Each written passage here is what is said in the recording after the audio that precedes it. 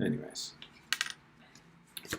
welcome back to the Saturday special. Yeah, we're gonna keep getting through this novel together. We're gonna have a lot of fun.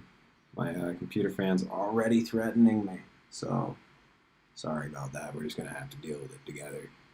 Um, but otherwise, you know the deal. It's gonna be a novel, uh, caressing it. I've been having fun reading it. It's actually came out a lot better than I expected it to be honest. I always think my work is a lot worse than it's going to be because I have low expectations. But then it sets me up to not hate my work so bad, so I don't mind it. I don't know. How bad is low self confidence if you end up surprising yourself pleasantly? Oh no. Gotta finish rolling this, and then we'll get back into this. For those who don't know, this is the third part of a series about my novel, The Death of the American Novelist.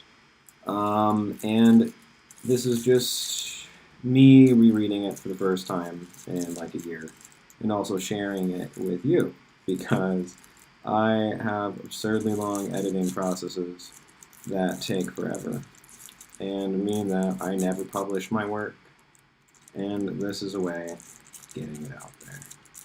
So, cool. Let's see. Is this going to want to wrap up at all? Just take my fucking smoking weed card away from me. I don't deserve it. This is a fucking travesty, huh? Wow. Wow, that was embarrassing. Oh well. Not like I haven't rolled up enough things on fucking camera already. That's been the last, like, 4 or 5 years? Cool. So, now we're ready. Have our smoke ready. We introduced ourselves. I'm Carlisle Fletcher, by the way. Writer dude. This is my YouTube channel. Welcome to it. Anyways, let's clean up a little bit. Let's get our space organized. It basically means put this stuff over here. I'll get that in a second. Cool. And let's get into it. Does everything look fine still? Everything looks fine still, I'm guessing. You check the video resolution? I think we're going to deal with that later. That sounds like 2 minutes for me. Anyways, we're getting started.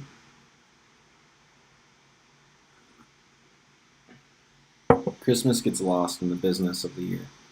Detention, painting, smoking, drama, and practice. Everyday practice. Driving myself to school became a little piece of hell. Learning to deliver myself into the clutches of the river, less Ophelia and more 9/11.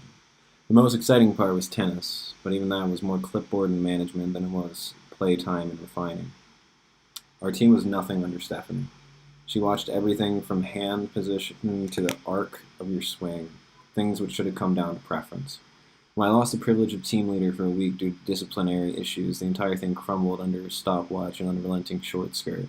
She made it into a drama club of statistics and shouting, something I could never win. From what I heard from Amber, she'd literally measure things. There was one afternoon while Amber was wanting drills with Rebecca that Amber told them to step in chalk. They were doing catch, as Dad taught me, and so I taught them. A warm-up of keeping the ball in play ideally for 10 minutes at a time, learning every facet of its flight and weight of your hits, of its give. They got back and forth for 5 minutes, both lurching and leaning in their sweat, prowling to their sides in animal presence before hearing, "Come on, girls, come on in." And the ball bounced from Rebecca's corner into the fence, landing with a shudder in that familiar orchestra of chinks. "And a point for Amber," she screeched, clapping her hands together in that middle-aged consumer way. "What?" replied Amber, spitting out her effort, staring at the sun above Stephanie's head. "We've got some measurements to take," Steph sung, dancing around her bucket of chalk. "Come here real quick, girls. Let's get to improving." "Why the fuck are you talking to like that?" Rebecca asked, pulling back her hair tighter. Do you have a party to cater?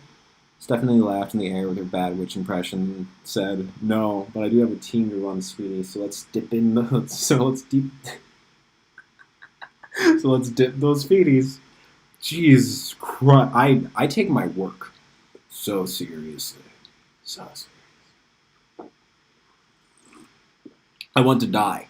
Amber chimed in. On your own time, dear. On your own time, Stephanie said as she walked over to Amber before grabbing her sweaty leg and dangling it over the bucket. But until then, our time. She dipped one of Amber's feet as the player growled, then the other. After that, she slipped her way over to Rebecca and then dipped hers, handling her calf and knee. Once she was done, she walked over to the other side of the net, dropped her bucket, threw a ball over to Rebecca, and shouted, "Resume, girls, resume." They practiced with resent, playing matches instead of catch, ending points and after a few hits.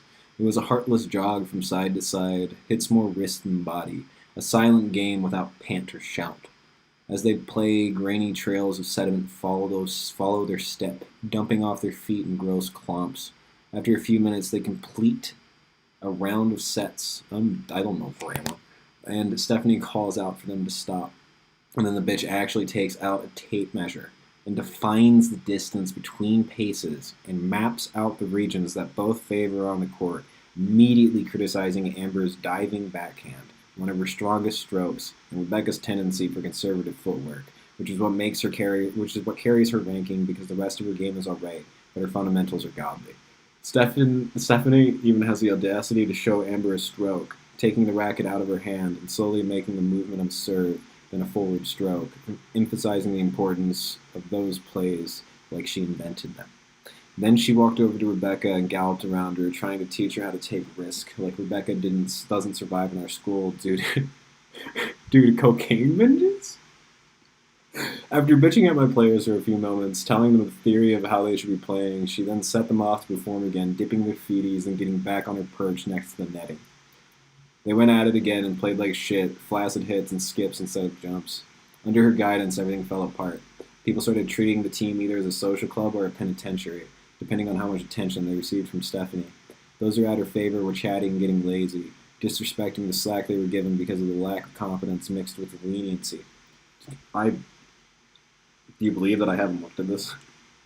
And those with talent were forced to run pointless drills over and over until their muscles got numb and they had no breath save for size. The team got fucked on the court during scrimmages, losing points that they shouldn't have until entire sets closed off in unrewarding losses, as unfun to watch as they were to play. So due to that, control was returned to me, as my team that usually goes undefeated in scrimmage season was winning about 40% of their matches. The school did so begrudgingly, knowing that all I wanted to do was drop all of my responsibilities and walk out. So they didn't even ask, they just forced me to do it as part of my punishment, placing it as a form of community service. Getting back on the court felt like great either way though, after spending all day in the dim cave with the bear growling over his desk, fiddling through passages of Aquinas with his oddly well-manicured hands. They were in the back of the school, tucked to the right, so they looked like... Wait, I don't even know how to spell Aquinas. I'm not even well-read, dude. They were in the back of the school, tucked to the right, so they looked like another lot, the cleanest part of the neighborhood, as flat as the street. They had 4 courts, 2 of them set side by side, both set with a high wall on the perimeter and a lower wall between the 2 courts they housed. It was its own yard, its own space. The old stone school loomed in the distance, but in its own domain, looking down at the rest of the world from its turrets with distaste and distrust. As I walked over to the court for the first time after my probation from the team, my bag slung over my shoulder, the ball's already in play in the court. We're left to slam against the chain link fence. Rebecca, Amber, Sarah, Taylor, all of my players started crowding the fence and murmuring, "Is that her? Is she back?" And then Amber shouted out, "Joan," and then ran out of the court.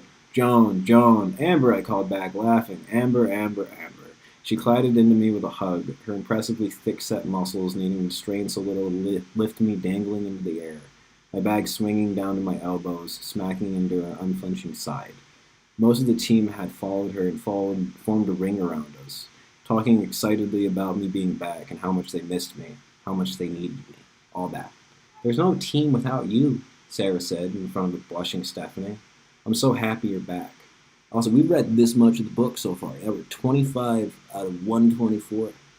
So, yeah, we're fifth through. Ain't that fun? Isn't it nice to just go back to bitchy high school? It's amazing. I don't really like writing youth fiction, and so I feel like this book is my meeting people in the middle about it, because it's like I don't really have an interest in teenage drama, but I like this character. I like Joan. I mean, she's super bitchy. And there's no team without you, as Sarah said in front of a blushing Stephanie. I'm so happy you're back. Oh, psh, you guys are fine without me. It's not a steering wheel that makes a car, I replied, my breath short as Amber relaxed her embrace and set me down. But it's what makes it work, Rebecca said, giving me a hug once I was free. Well, don't get too used to it, I stated in between finishing one hug and accepting another. I put my 2 weeks in. Huh? Sarah asked. Where the fuck could you hold down a job? Ha ha ha ha! No, as in I quit school, friend. Gasp all around. There was a step back, then a surge closer to me. Why? Rebecca stammered out, spinning the racket in her hand. Because I just couldn't handle it anymore. The system isn't working for me. It's making me want to just quit while I'm ahead instead of letting my entire personality denigrate, while I lose the home within myself and become a shallow of what I could have become. Again, pretentious as fuck, I think a teenager would say that. Denigrate? I don't even know what the fuck, like, context you use that. So I'm going to say that as a good example of a pretentious teenager word, because it's lost me and I fucking put it there. Well, wow. Well, I wish I had rich parents, Carol muttered, turning away to look at the horizon. Amber kicked the side of her shin so that Carol buckled, then fell with the momentum. Don't you ever say shit like that, Amber spat at Carol. You don't understand anything you're talking about. It's alright, I cut in. Don't worry about it, really. It's not the first time I've gotten it. It's not the first time that most of us have gotten shit like that. Carol got that car for Christmas a few years ago. But I still need to go to school, she moaned, hugging her knee to herself and rubbing her shin. Yeah, because you have parents that are invested in you, Rebecca replied, her arms folded over her springy chest. Either way, it's fine, who cares, I said. It's not like any of us haven't been shamed for our parents' successes before we go to Catholic school. A round of laughter came from from the team. Even a chuckle from Carol, who looked down at her feet. Well, let's get back at it then, I called out, clapping my hands together and rallying the team with a whoop. We started to hustle and got on their way back to the courts, half jogging, half jumping their way there. Carol stayed back to apologize again. I waved it away and told her that it was more than okay. She shamefully took my forgiveness and made her way out to the courts too, joining Sarah in a game of catch, everybody picking up my favorite Joe. Rebecca stood to the sides, rolling her eyes. Even during catch, the quality of all my players lit up. Amber's body dominated the range of the court, being able to reach from one side of the other with one good hop and one good swish of that backhand. She was the queen of the lunge, her potent muscles aching with the potential to lift off and find any opening. Then spin it? Yeah? Okay. Then spin it to the opposite of her opponent, forcing them to either play her game as she does or lose the point. Her light skin glowed as she played, becoming golden as she sweat, her dreads following her like the strings on a tapestry. So much brutal majesty. Majesty? Isn't that the other? Yeah, majesty? Okay, fine. It wasn't her style. Rebecca played the opposite, a body slim and confined within her skin, muscles that functioned instead of bulged. Her foot was I have to sneeze, but I'm not gonna. Her footwork was impeccable, as there was no better comprehension of spacing in the league. Even when competing with Rebecca, she could count 4 plays ahead and be positioned perfectly, neutering kill shots by softly converting them into lobs, sinking them over the net to where a backhand would be of no use.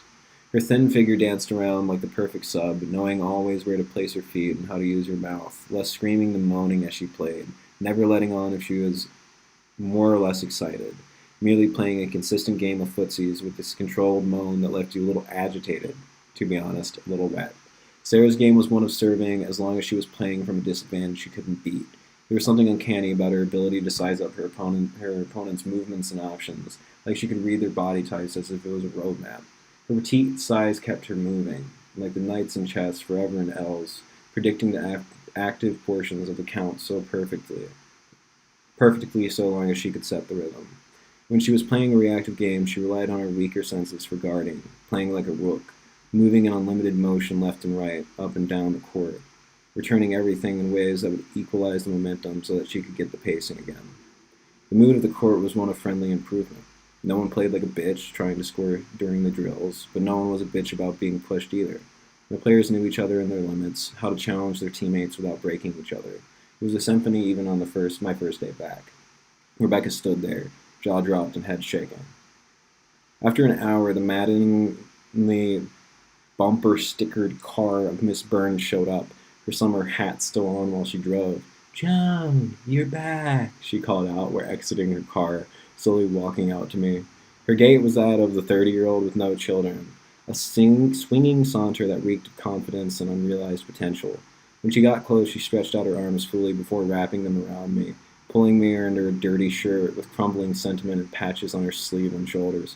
"I was at the garden, but I would have came sooner if I knew you'd be in today." She hugged me again. "How are you?" "I'm great, Rachel. Absolutely fantastic," I replied as she let go of me. "How are you? How are the baddies?" "Oh, they're great this year," she squealed. "The marigolds are taking to the greenhouse wonderfully, and everything is just so lush." "We've got some medicines growing too, chamomile, birchroot, and some berries. The goji haven't taken yet, but I have faith." Yeah, wow. That one was fucked. That was a terrible typo. I'm gonna go with that.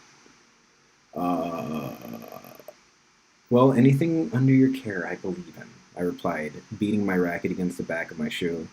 Miss Burns looked out on the court and sung out, "Hi, girls," which was met by the entire team pausing to call out, "Hi, Miss Burns," before returning to their drills. She turned to me with her elbow in her hands and looked down at me softly cooing, "The feeling's mutual." I blushed and looked out at the courts, watching them practice. Amber's serve is getting a lot better," I commented as she broke into a ball, setting it perfectly up for Rebecca to return it. "Yeah, she's becoming quite the remarkable player," Miss Burns replied, taking out a pack. "But I think Carol could use some of your attention. Watch that backhand." On the third court, Carol failed to reach a return, 2 feet too short of the arc to be able to meet it. The ball bounced with little hops, then rolled away into the fence. "True," I said. "I'll go see her before we go run through some drills tomorrow." "That sounds amazing," Ms. Burns said, then fell silent for a few moments, watching the courts. "How is school going?" she asked, without taking her eyes from practice. "Oh," I fumbled. Well, it's going, and happening, and, Ms. Burns turned to me with a smile. "What's going on, John? Are you alright?" "Well, I dropped out," I explained, my eyes trained to the ground, my stomach and my feet. For a few moments, the warmth in all my blood left, and I could feel the beginning of the calendar winter. A joke in Michigan, but a chill nonetheless. "No, that's too bad," she said, putting a hand on my shoulder. "Are you doing all right? Why are you still at practice?" "Well, part of my punishment for skipping classes is running the team after training a captain to step up after me," I offered. "But it's all right. I'm all right. Yeah, I'm excited. There's a lot to do in life that isn't high school." She laughed, then dropped her hands and crossed her arms. "That sounds a little stupid to me that you're keeping you on like this. Let me talk to Miss Rivers and see what we can do about that. You know me and the girls love having you here, but really you should have the space to figure yourself out. This is a huge challenge." "No, that's all right," I motored out. "It'll be fine. And besides, I love being with the team. I really don't mind at all. It's no big deal." "All right, John. If it's something you want, then I won't take it from you. But you haven't been in my class, so I'm assuming that she has you in detention with the Maybear," Miss Burns said with her adult voice touched with a bit of a teenager's bite. "Yeah," I admitted. "All day I'm stuck with him, and after school I'm supposed to be out here running the team." "For missed attendance?" she asked. "For missed attendance?" she asked. "Mm-hmm," I replied. "Well, one or the other just seems like too much. So I'm at least going to try to get you out of the detention." "I'm illiterate. That's just purgatory. It's not like you were fornicating in the laboratory." I laughed, then looked down at the court. "Yeah, it does kind of seem like a lot, but, usually when you talk about things here, they only get worse." "Well, that's certainly not what I'd like to hear," she replied, straightening her posture. I'd like to think that students at least feel a right to express themselves and what they feel like and what feels like wrongdoing, especially when it looks like it. Let me try to figure this out. It'll be all right, Joan. She put her arm around me and drew me to her side. Don't you worry. You're not a sinner or anything. We're not going to burn you for your purity. She laughed, and I felt a weight lift. My stomach floated up and flipped back into place. I rested my head on her shoulder and sniffled. Thanks, Miss Burns. It's been a really hard year. Cool. So, what page are we on now? I'm on 28. Let's do 30 something. What time is it? How long have we been on? This is not 20. All right, cool. So I usually like to try to do an hour. Fuck it. That was not flattering. There we go.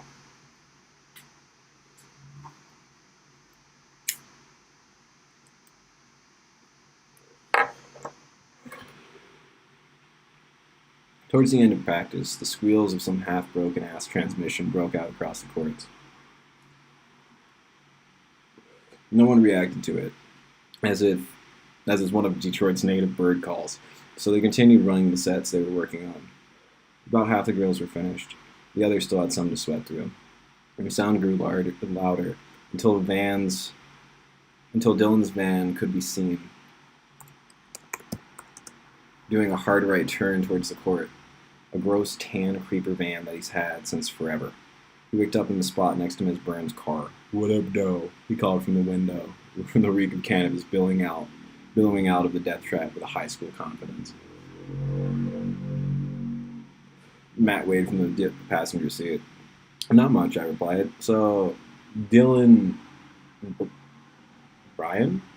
I think I told him that. Same guy. We're probably just going to go with Dylan, though.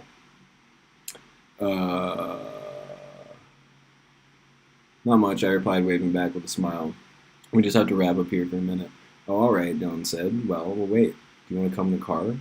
Nah, that's all right. I have to watch the team, I explained. I've got it, Joan. Don't worry about it, Miss Burns said, sitting on the hood of her own car. Have fun. You deserve to relax sometimes.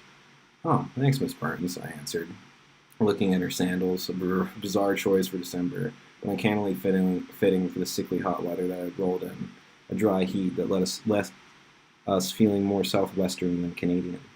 I really appreciate it. Any time, don't mention it, she replied, holding her arms out to me. I went to her car and gave her a hug, thanked her again, then climbed into the death trap. Only one seat was open in the back. The sliding door revealed a mess of drum kits, amps, guitars, and microphones. And there was enough equipment for a concert, mixing boards and everything. But the most they could land was house shows. A long time ago, I asked the boys why they lugged all this shit around if they didn't need it. The reply was that they might. So I let the issue sit there. That was a bad ash. But I'm going to change that to, they replied with, you dress for the job you want. Because that saying is a saying.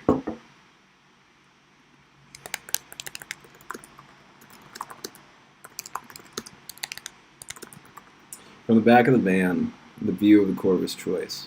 It had that nice stalker suspension. The front window hung at the level from mid-thigh to elbow, so the remaining girls in the court were a buffet of tight leggings and tennis skirts. A tantalizing display of top muscles dancing around, flexing against thinly veiled cages. They bounced around like animals of prey, lifting on the tips of their toes, never resting their heels, springing for escapes, hitting away losses with desperate dives and dashes to the side, riding on the sides of their shoes. Their skirts flirted around, more of an advertisement of their supple development than the obfuscation of their gifts. For a few moments we sat there watching the courts under the pretense of being too invested in our own team. Do you see Ashley's form with that serve? I asked the boys. She's got such a nice pull this season, so much better than the last. She's really learning how to use her whole body to her advantage. Ashley was playing on the court closer to the right of us, facing away. She had just begun to wind up her body, her legs in a virile stance, the ball midair. Yeah, Matt muttered. She's, improving. The ball was hit to the other side of the court, but none of our eyes moved. Really good this year. Really good, I agreed. Nice to see everyone's keeping fit, too.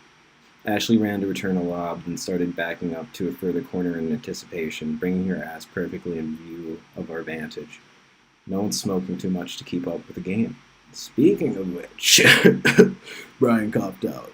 We should head out soon, if that's alright. We gotta light some car parts. Looking back to me with the rearview mirror, smiling.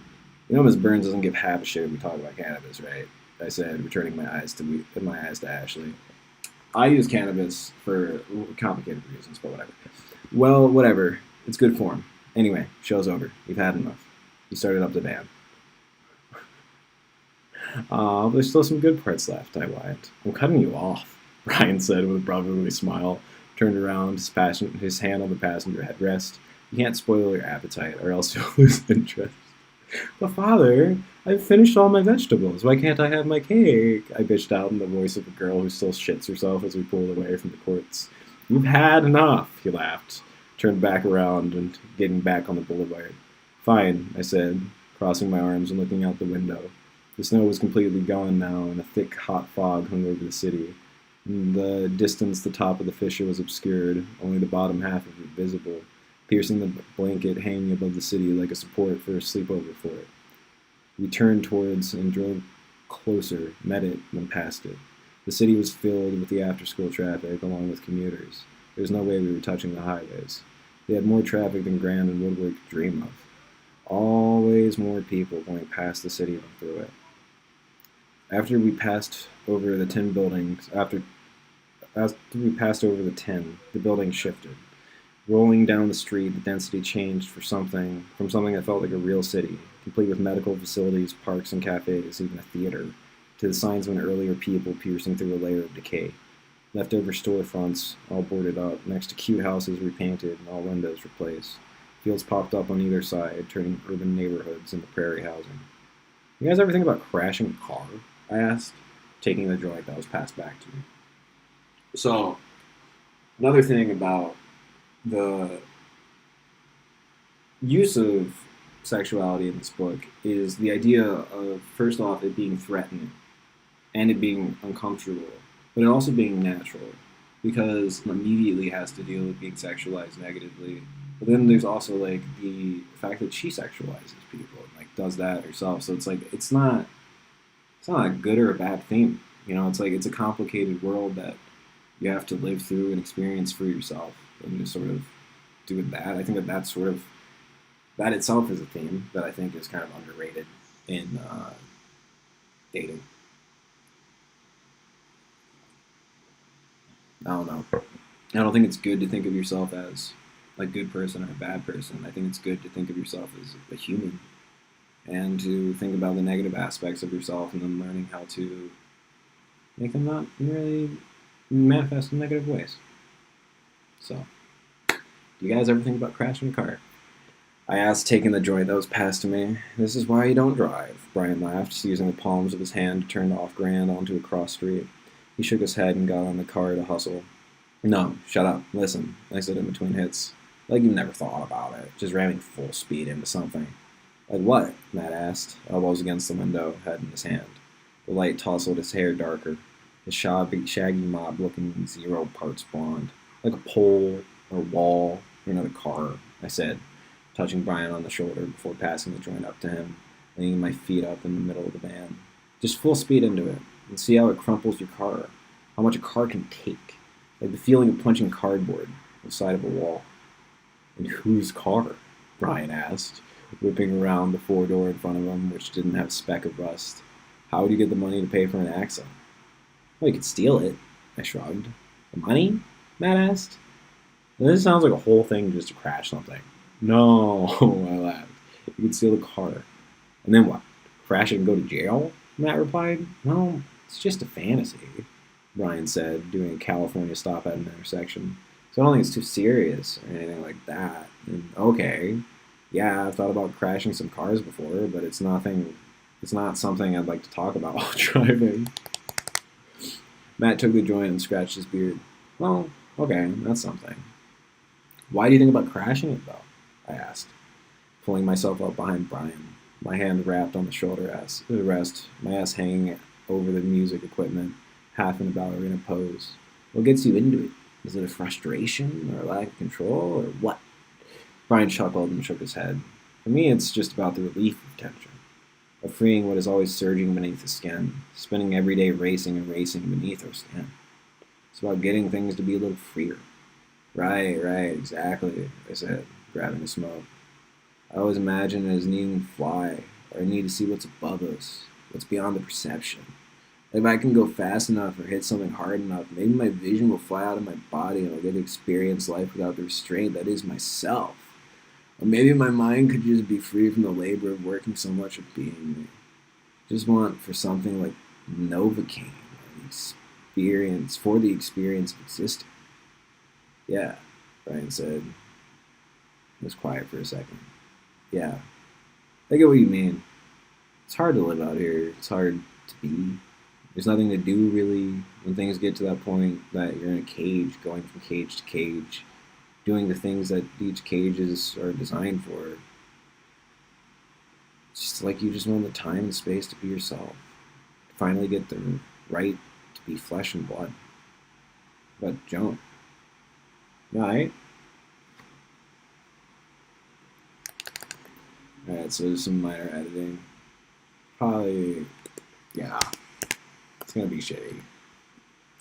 It's not, I don't even know what you want. There you go. Cool, that's how we're doing it? Lit. Ugh. Yeah, I nodded. Yeah, I'm fine. I'm just wondering if that was just a me thing, especially considering my license. I passed the joint to Brian. But nah, it's nothing serious or anything. It's just ever since I quit cutting myself, that's where the feeling's been, you know? Like where before I'd want to cross the street a few times, now I want to meet concrete. We pulled in front of Brian's mom's house. We were parked right behind his mother's Subaru. The side of the street had half mush, half ice grouped on an inch or two thick with the decline of the street. Nothing above the city but that rolling blanket, Detroit's great sun killer. I thought about driving a forklift into the front of school, Matt said. Huh. Brian and I replied, yeah, just like right into the front of the school, or maybe even from the inside, just shattering all of it, or popping lockers and dragging them around the hallways, blowing through a wall. He was staring out of the horizon while he talks, but then turned to us. Just to show that it's not about what we really think it is, you know? Just get people to think. I get you, I replied, pulling out a cigarette. I get you. To show everybody that life isn't really what you think it is. It's living it. It's whatever the animal can think of. Huh. Brian said, yeah, like getting them people to admit we don't know what the fuck of tomorrow is. He cut the engine and opened the door. Yeah, Matt said. Yeah. That's an edgy as fuck conversation, but I am proud of that representation of being an American teenager. This is another thing about getting this book out, is that like, it's like I don't even know if I'm ready to publish it fully yet, but just having it read, having proof that I have this. This is a year old. It's here now. I don't know, maybe in a year or two it'll be out. I don't know, I gotta take care of my life. I'm doing this weekly because I have fucking time to, and like, I'm grateful for the privilege that I've been able to do this for 3 weeks, but it might not work out all the time. But at least we're getting it read. Maybe I'll release like a fucking document of it or something. But I also think it's cool to just go through it. It's like a it's like a director's cut. Maybe I'll just fucking call this a director's cut. Yeah, just like, let's see. All right, cool. I get like paranoid that someone's gonna leave a comment, and I'm gonna be like, why? I don't know. You want to hang out lit, but also like, I'm sorry if I'm ignoring anybody who's fucking watching. Yeah, just like, wait, no, we already did this one. But yeah, I think that that's a really cool conversation because it's just fantasy. It's just this like general dispossessed feeling. Cool. We got out of the van and found our way to his house. The neighborhood was flat, mostly occupied. Trees hanging over the street, mighty century-old things that dot everywhere in the city. Fields still littered the view. Even in the winter, stray dogs wandered along the lots. Potholes littered intersections. The asphalt cracked, and structures were openly worked on. In the fog, features dulled before a scene, the idea of a city, then able to dream its way into a full form. Sleeping vines and dead leaves lined the alleys on the sides of his mom's house, a pale orange house with gray accents. Bits of snow and mush had frozen into the dirt, forming a muddy whirlpool in between the end of the side path and the beginning of the stairs. Blades of grass poked through a tarish mess curves in a miniature pond. Brian was able to clear it by a step. Matt did it with a hop. I did it with a jump. The path continued along the side of the stairs to the wall of the house. Then a cement stairway started down to the basement. We took that down and got into the basement. I think I'm just going to cut that to we took that. Matt bumps into the box of maracas as he jumps into the house, sort of an inevitability. Guitars and drums litter the space, retro TVs in every corner of the basement. Couches on either side, one of which has a drum set into it, and a drum bolted onto the arm of it, somewhat adjustably. Some Nintendo system is plugged into one of the TVs, a drum stool set up in front of it, and a drum set behind those, and a mic set up, a xylophone on the wall next to some vinyl. Nah, some Nintendo system. Dropping the weed on the table, Brian sets up around one of the couches. Alright, he says, so we have to sneak into the show, yeah? Is it even worth it? I ask, stretching out on the couch and yawning as I look around the windows dotting the top of the walls. Of course it's worth it, Matt said. It's going to be a rad show. They got the greatest set this year. But we have better things to do than support them, you know? I replied, watching as the light already began to fade. 5 p.m. Like what? Brian asked, breaking up weed into his grinder. Like work on something, you know? Start something new, get on some new projects, maybe record something, get something solid going. I pulled my shirt onto my palm and shrugged. It's break, though, Brian replied. It's time to go out. Yeah, but they didn't want you as an opener, so I think maybe fuck them. I couldn't make eye contact as I spoke. I just watched the empty space in the room, focusing on the gray. Just fuck it. That's why we're sneaking in, Matt replied. It's time to get fucked up with friends, so probably just go with it. Whatever. It's unfair. They treat you like shit, and I just don't see why. Whatever. I just think you guys could do way better than them. My voice kind of cracked as I spoke to the floor. We can't just work all the time, Brian replied as he finished the roll. There's got to be something else than making art, you know. There's rites of passage and all that. Tripping boomers in the woods. He lit the smoke. I'm just living, getting in that skin. Yeah, okay. I just think it's bad. It's a bad thing to waste time when you're talented. And we already fuck around at school all day, so what's going on? What? Brian asked. Just like, what are we doing with our years? What's all this time leading to? What are we building? Who are we becoming? I wavered out, accepting the joint. What's the point? Matt asked. Yeah, like, what are we doing that we're going to care about when we're actually us? When we have to accept that we are what we are and that life is a list of choices, not situations you do. I passed the smoke quickly. Why support things that don't give a fuck when you can spend this time making something you can sleep on when you're getting on? We're not dying, Brian laughed out. It'll be fine, you know. It's just sometimes when we're young. We are dying. Well, we are gonna die. I pulled my sweatshirt closer. Yeah, Matt replied. Cell death is a thing, but we're probably good until 25. But in time, we're getting closer to death. Sure, we might be getting more alive, but living is dying. Even growing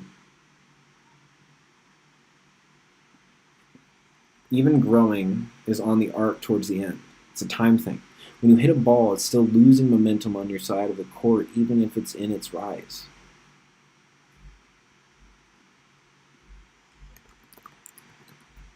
It was completely dark outside. Illumination scattered out from a repurposed glow lamp, a string of Christmas lights, and a lamp with no lampshade. Life's not like a lob, though, Brian replied. It's not worth a point. It's just hanging out.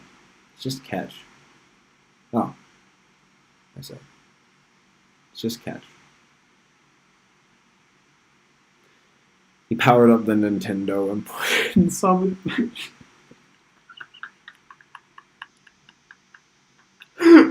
Oh my god. I would like so like she has like a little brother. So that's what I don't know what I want to do with that fucking yet. I'm so undecided on that. One's difficult, but yeah, he plays video games, so she just fucking makes fun of him. I think it's hilarious. Uh, I love it when people just don't know shit about video games. You playing the Mario?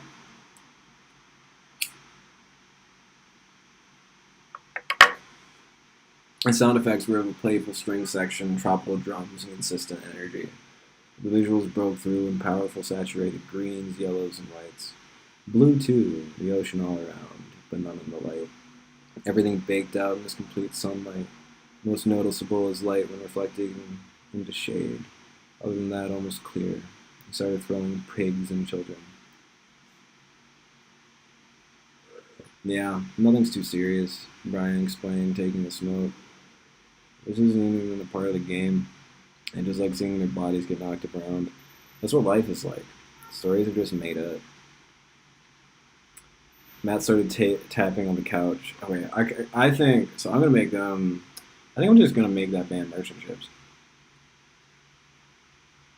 That dates this, but I think that time period might actually work.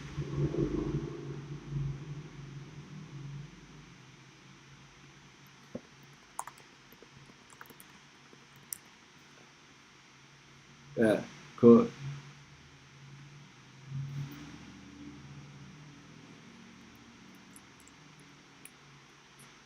We're gonna. That's a soft one, but I don't know. That's like I feel like they fit there. It's funny. I don't feel like any of them will care. So, uh, where were we? Matt started tapping on the couch drums with the tip of his sticks, hitting it along to the melody chiming out of the TV. Yeah, my grades aren't doing great. I'm in the 80s, but they're paying for college. I don't see myself caring about that much as I cared about getting to live in my teens. What else? Live like the beginning of Brave New World? Is that the one with like the pills and the dwarves? I asked, kicking up the corners of the rug in front of the couch. Yeah, Matt laughed. It's the one with like the mall living, like a super apartment party system. I took the smoke and leaned back into the couch, watching the spirals melt into the ceilings. I don't get it though. Wouldn't living without thinking be what they do? Like, they don't plan out anything. True, but they had it all planned out. Like, other people made it all up with the way they're raised as children and all that science shit. Matt spoke in time. Not the depressed office man part, the like liquid children part, the test tube babies. Oh yeah, Brian called out, still staring at the TV while fighting a monster 3 times his size. The like designer humans, where everything is sorted out for the most useful lives. Huh. That's not what I was thinking, but I can dig it. I tucked into the crook of my arm. Well, were you more into like the gruffy Western family shit, having to settle the great expenses of nothing in the metropolises and suburbs? Brian said.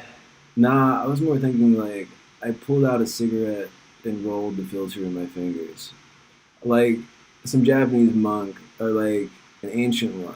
The type that get lost in the woods and do poetry about life and acceptance. Like knowing time is limited and permanent. So learning how to live in harmony with that, you could be proud of the thing that you made, the you that you made.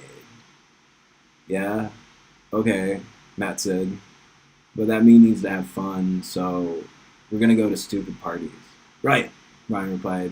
We gotta jump off the bridge. Everybody else is doing it. Oh man. I was really worried returning to this piece there wouldn't be enough character interaction and that these characters would be too flat. Also, I'm switching between Brian and Dylan. I think I'm just gonna settle with Dylan.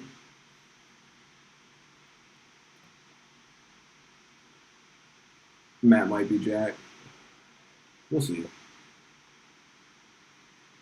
But yeah, I don't know, I think they're funny. It's like quippy, enjoyable. I'm having fun with it. How long are we at now? At 44 minutes.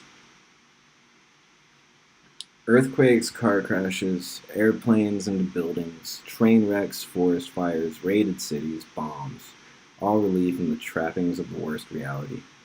They are said to be the worst things, yet all of us find them beautiful. We center movies and books around them, even the innocent ones. There's always the distant touch of the unspeakable evil. Wars over worlds, onslaughts of innocence, the plague. For us, there's nothing that we reel from with as much disgust, but nothing that we stare at with more interest. For a while, I've longed to understand the immediacy of that expansion, the adrenaline coursing through your veins, splitting lines as pieces of metals jut out of your tit, peeling the shoulder open, revealing a cornucopia of your insides. Would you get cold? Or sickly warm? How would pain register at that point? I've cut myself to the point of becoming numb, so would that be like opium? Would the horizon turn gold as you nodded off, broken irreparably by flings designed for efficient peacemaking? I envy the feeling. It has to be like getting fucked, but like your body is actually being ripped apart, like Godzilla with a sick fetish. I wish I could have a snowplow against my back, impaling me as it shattered my back, leaving my bottom half to dangle until it fell off and was crushed against the concrete, my torso held out by the teeth with the vacant composure of the ship maiden, the woman engraved on the front of the pirate ships. My blood dripping on the claws, the midday sun threatening to wrinkle my skin in decades as my body already began to decompose. I love the way mascara runs. It forms trails on the face, pathways of ruin painted boldly across the features, an unstable and runny black that looks potent on any face. Like the burnt plumes from a jet or a bomber. It streaks down the face in skyscraper silhouettes, smoke and concrete mixed into a reflective pool of broken moods. The grays that split off from the black spread in such a delicate way, soaking into the skin, layers already removed by the back of hands. A perfect destruction of the ideal moment, of the effort spent to look presentable, like a real girl. All of it turned to a mess, proving that beautiful makeup was only ever behind a layer of tears. Only ever held hostage behind a layer of tears. There's nothing the illusion can do to resist the human no. There's no way to decide between the woods and an abandoned building as a perfect coffin, to either die in the embrace of nature or with the city. Either way, to be reclaimed. And to be quiet, to not be a surprise. No walls to clean, no place that traffic will uncover, somewhere that children may be the first to discover you, bando rats, or just some people dicking around. Somewhere that you won't be a special report, but a line in a notebook, that with the liberation of a missile. But I'm dreaming. There's no missile for it. How could I be so lucky? Sometimes I try to talk about this with Mom, but she's a little sensitive to talking about it. I think she has some struggles she doesn't really want to talk about right now. Like the lines in her arms from hating herself for years aren't a great sign of wanting to stick around. It's pretty hard to talk about it around the family. Roman just treats it like an exercise. Like you'll train your whole life for this one set, then just bang that shit out and be done forever. Well, I guess it's pretty easy to deal with it that way. But there's just so much time in life. Whole decades of it. I understand wanting it for work, but what else? Why? To socialize for 70 years? Really? Parties and dances? I understand meeting people and doing functions, but what else? Why else? It feels like such a chore. I just cannot care. What is there to do that isn't worth anything? What is there to do that's worth anything that isn't work? Everything else either fades or dies. But I'm getting humorless. I don't know. Things are fine. People have been firing guns into the air around the neighborhood. It's not like it's going to be on New Year's yet, but it's still popping off. Keep the holidays a little rattling. So, well timed so far. No sirens. Way too much of a hassle. It's just something in the back of the mind, like a train horn.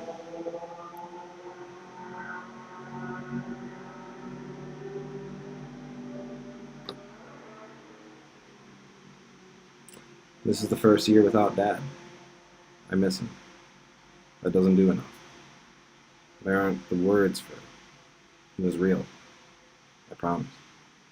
He was there. I had that. We played tennis, we built things, we went around the city, we saw things, we talked. It was real. It was real. He died with dementia and brain cancer, like his head decided to quit one day. Cyst formed in between synapses like rubber on wire, and things just didn't connect as much. As it progressed, he lost his tone of voice and his recognition of people. His idea of me was fluid. He confused me for a few people in the last months of his life. It was like he was in different years, different rooms, different countries, in between moments. The way his pupils dilated was monstrous, like a kraken's eye, when he could mostly reason, but like saucers of white and green with a pinprick of black as he rode off into the phantoms. Vegetables and water were always on his skin as he lived, weed and coffee too, but always a healthy, sweet scent. Even as his body decayed, that wasn't ruined, it was muted. He didn't start smelling bad, he started smelling like a tree being eaten by water rot and mold. His skin did give out a little, though. It started sagging around his bone, probably from atrophy. As he approached the end, he saw visions of San Diego, his eyes glazing over into a comfortable distance. There the eyes could window off the weather. The world could be ignored until a crisis. There wasn't the enforcing bite of skeletal frost turning dirt patches into pseudo-concrete, nor the moisture that feels like a second layer of skin. Our Detroit atmosphere clings onto you until it seeps into you, until you're part of our phantasmal setting, one of the drifting parts in the fog. But in San Diego, you were naked. The air didn't bury you alive, it met with your skin. When Dad's eyes rotted, they turned back. They became fresh again, letting go of what hardened them. For a while, he confused me for some college girlfriend. He talked about weird shit, to be honest. It's not about successes, he dribbled out once. You know that. We were sitting together in a silence before that, having talked about Hamsun, Kafka, and Dostoevsky and Vision America before them, the inversion of the symbolism of the boat, turning it from hopeful to foreboding. It's not about success, Daddy. I closed his copy of the Brothers Karamazov and straightened out my sleeves. All of it, life, living, being. It's not about success. The haze in his eyes grew. He relaxed his focus up to the ceiling trim. From under his shirt poked his collarbones, pale in the sunlight. What's it about? My eyes had gone to shit. My hair had gone to shit. It has gone to shit. I stopped doing anything to it, just letting things split and grow and dread. Every week I brush it or whatever, but fuck it. My makeup has been mostly nothing, just stealing from my mother the eyeliner and chapstick. For a while I didn't even do that, I just cried off everything. Oh yeah. It's about living, Heather. It's about inhabiting. It's more than money, it's more than homes, it's building things, it's being a part of it. We are all Aeneas, and Rome needs to be founded. Everything is so potent, so ready. There will always be a golden horizon, and we can reach it if we sacrifice ourselves to the mission. All we need is to give it, to do it, to be it. He turned to me with eyes lit up like a boy's. His eyes were crazy, like actually crazy. The kind that functions, but the kind that even attending a theater at all suited to turns you to with a smile. Twinkling in the delight of being untrained and socialized, unrestrainable. A monstrous energy behind thin lenses, ready to rip apart and kill. Ready to rip apart, kill, and sink into it with bare fangs, ripping into its muscles still pumping. Oh, is that like super working? Like just putting everything on yourself? Oh, then a cigarette. One must imagine Sisyphus happy, because the boulder never goes away.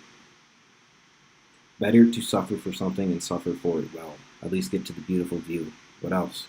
Misery and pain without moving towards something better? Why can't we live for what we're proud of? Why can't we do what we're supposed to? Why can't we give better than we were given? Is there no way out of how things are? Is there nothing to do better? Is there nothing to do better? Is there nothing to do to better it for whoever else? He started wringing his hands, leathery skin pulled back with tendons, tall, flesh loose. What? I exhaled away from him. Is it all so bad? He nodded. Yes, we know that. We've seen that. We've lived that. You worked for the company. You saw what a child's education would be. Fraudulent, waste of time, breeding chemical instinct due to utterly incompetent teaching methods. Textbooks marked up for a parent to buy to prove they care. I built houses in neighborhoods of rubble and crack houses. Now people from 2 states away decide it's prime real estate, and the people who live 2 blocks away can't afford their housing because of the little we did to try to improve the neighborhood. But there is no rise in quality of life without a rise in quality and price. What does that mean for the health of the community we wanted to help get on their feet? It means that they walked away. There is no way to do what you want to do, not easily. That's why it's a struggle to find what you can be proud of. So, I took a long drag. The corner of my eyes watered. The light was golden and pale. It fell over the study with a gracious caress, dressing my father in a golden robe. He was wearing a loosely fitting t-shirt and work pants. The box out was formed to make it look like he'd be more than he was, maybe even working on a porch that weekend, not rotting away. I recrossed my legs. What are you proud of? He looked at the ground. What am I proud of? His eyes had started to move over to me, and flickered up to me. Am I proud of? For a moment, he stared deeply into my face, golden explosions in the green of his eyes, webbed rings spinning. What am I proud of? He reached out a hand to me. I let him take mine. I'm proud of. He squeezed my hand and pulled it towards him. I am what? Oh. The wavering of his voice stopped, and the ring started to subdue as he looked away from me. I could be proud of a lot of things. Easy. Why not? There are things to do. There are children to house, people to feed, access to resources to develop, plenty of things. We started with trade and aqueducts, now we need roads and wires. So you want to be part of urban development? I asked him, choking back the tears as he held my hand, his skin too familiar but weak now. Not the matted skin I grew up with. I want to be part of an urban life, Heather. I want to be good. I want to breathe in and out with the rest of the city I serve. I want to see people do better than the circumstances they were given. I want to raise phoenixes, to give a place to children, for children to become masters of the trades and the arts, help establish gardens that give communities the ability to eat clean food without having to prostrate in front of people who are aesthetically hippie. There's millions of dollars in every city, opportunity on every street, and yet misery breeds. We need other options. There's got to be a way out. He grew quiet after that, softly drumming his thumb onto my fingers. A tear ran down his face. Could you do that? I asked him with a hiccup, wiping my eyes with my sleeve. There. He looked into the window. He looked through the window, then at it, then at the wall, then back at the window. The earth listens if you pray to it. That's obvious. The gods are always listening. But what we miss, Heather, is that sometimes the earth prays to us. Is that right? Tears just keep coming. They're more uneven sobs, just trails and trails. Yes, it is. And she does it all the time. Maybe not to everybody, but to those that she talks to them often. My entire life I've heard her messages. Centuries before us, she talked to them too. So she sung all sorts of songs, all in the own beautiful tones. Ours make emo look bitch-made. Yeah? I asked, my voice cracking between a laugh and a sniff. Yes, it's a mournful tune. And one that could make you sad, but so could everything. It's a song of mourning, the fields dying, species gone, biomes gone, everything. But no blame, no hate, no shame. Just a song of it, of what's happening, of what children have done.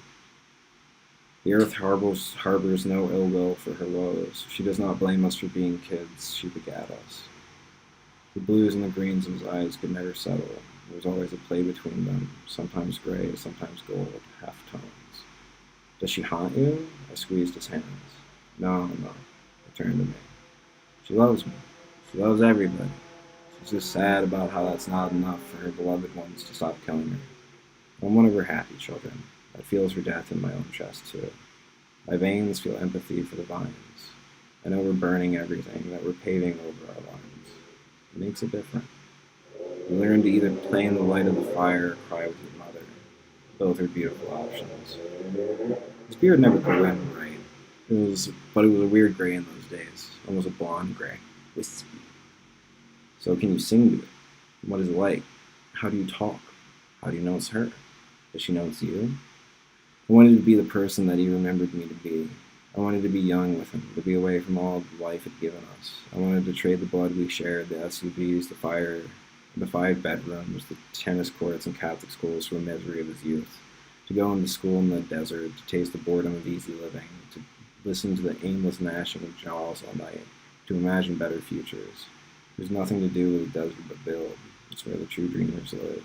Not the ranchers, but the spacemen and the desalinators. To see my father free, without mom, without me. Of course, you sing to her. You sing to her every day, he said with a smile. Every action of life is part of the composition. Your life is a song you give her, that's your gift. She gives you the clay, you give it its shape. You live on her, in her. So she knows all things, she hears all things. Feels every step, catches every leap, sees when you rise, nestles and falls. And to listen, all you need to do is let go. Stop using your brain for all the distractions that you think are yourself. Let it be what it was and will be, a part of the planet. Let the thoughts come to you, not your thoughts, the vibrations. Listen to the song that comes from the deep. Become pure in thought enough, the song will come to you. Do you love her? I asked, finishing my smoke. Is she enough? More than enough, Dad replied. She's everything. The mother that a soul could wish for and more. She accepts all things, murders and betrayals. She loves a coward and a hero. There is no washing away her sign when it is given, only committing crimes that make the channels filthy.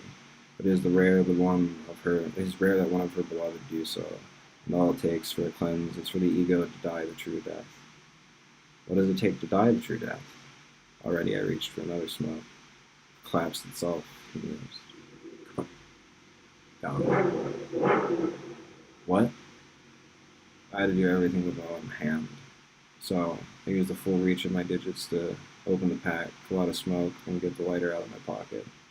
The complete release. The disowning of self. Of realizing that there is no self except habit. And breaking habits so the body can do as it's supposed to. Listen. That's what the hunter does, and the builder, and the sage. They listen. All humans that do great things listen. If we are to die while alive, then we must learn to listen too, and listen before speech. To listen a priori. What? I asked again, lighting my cigarette. To listen with soul. To listen with mind and body unified, to unify everything. With that, the body can become body, human again, instead of whoever you think you are. With that, the body can become body, human again. With that, the body can become body, human again, instead of whoever you think you are, whenever you think you live. That's how you become no one, or the true one. Huh, I replied. A long drag. What?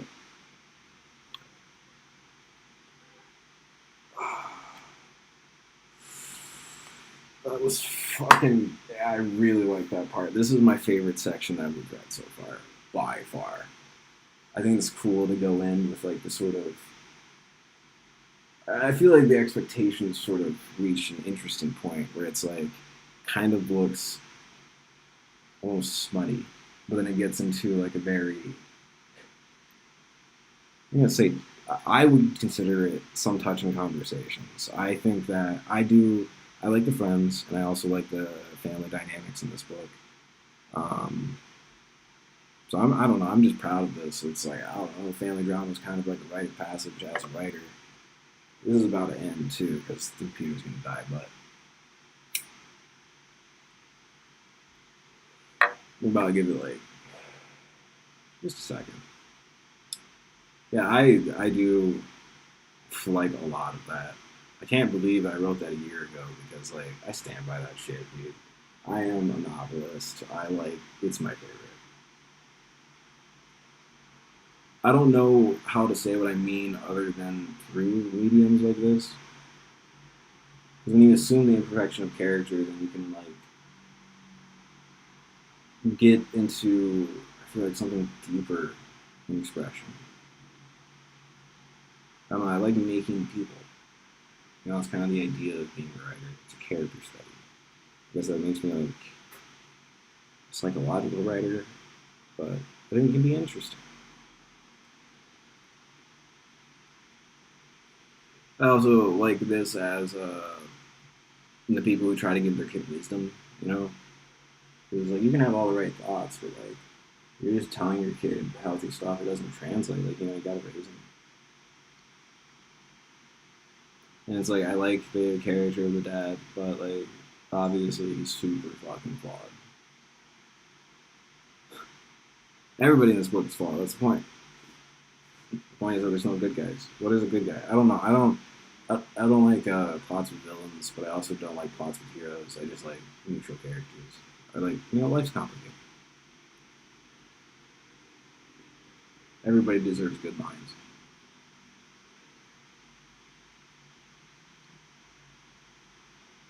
I like laughing at my own book because I don't expect to, but some of that shit's fucking funny. Anyways, tune in next Saturday for more if you want.